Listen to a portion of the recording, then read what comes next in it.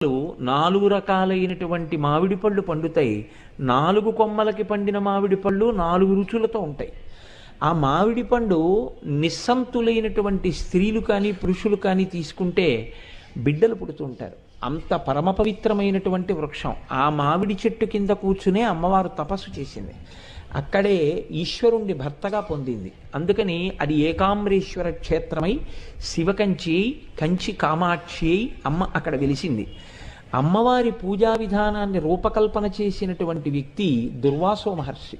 ఇప్పటికీ కాంచీ క్షేత్రంలో అమ్మవారికి సంబంధించినటువంటి ఉత్సవాలు కానీ అమ్మవారికి సంబంధించినటువంటి పూజలు కానీ దుర్వాసో మహర్షి ఎలా నిర్ణయం చేశారో అలాగే జరుగుతాయి.